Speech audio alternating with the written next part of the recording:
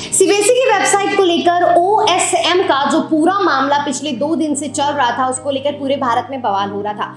OSM यानी on screen marking tender की जो बात चल रही थी, उसको लेकर बच्चे बहुत परेशान रहे।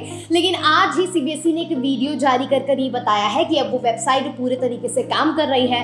अब बच्चे उस पर आवेदन कर सकते हैं और अपनी कॉपी रीचेकिंग के लिए डाल सकते हैं। लेकिन इस पूरे मामले में अब ये सही होने के बाद भी सबसे बड़ा सवाल ये उठता है कि इस बात की जिम्मेदारी कौन लेगा, जो तमाम वीडियोस कल से सोशल मीडिया पर वायरल हो रहे हैं, जिसमें बच्चों ने सीधा सीधा ये कर दिखा दिया है स्क्रीन रिकॉर्डिंग कि कैसे कितनी आसानी से सीबीएसई की वेबसाइट को हैक किया जा सकता है।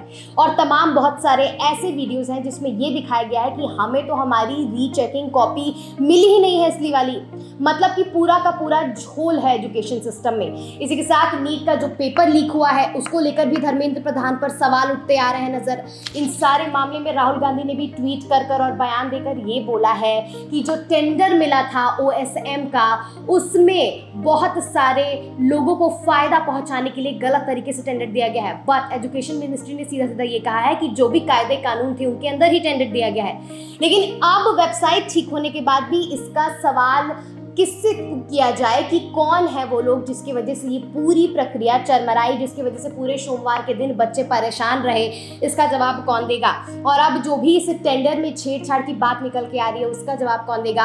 और इस पूरे प्रक्रिया के अंदर अगर हम 3-4 मुद्दों को उठाकर एक साथ बात करें तो कॉकरोच जनता पार्टी वाला मुद्दा, जिसमें अभिजीत दीपिके चाह रहे हैं कि धर्मेंद्र प्रधान रेजिग्नेशन दे, वो खुद इंडिया आ रहे हैं क्योंकि वो बॉस्टन में रहते हैं। ये सारी चीज़ें मिली जुली निकली हैं, वो सारी धर्मेंद्र प्रधान के ऊपर टारगेट हो रही हैं, क्योंकि एजुकेशन सिस्टम के अंदर पेपर लीक को लेके, सीबीएसई की वेबसाइट को लेके बहुत सारी बातें अब एजुकेशन मिनिस्ट्री पर सवाल खड़ा करती हुई नजर आ रही हैं। और हमारे देश में एजुकेशन सिस्टम की हालत कैसी है, ये मुझे आपको बताने की ज़रूरत नहीं है।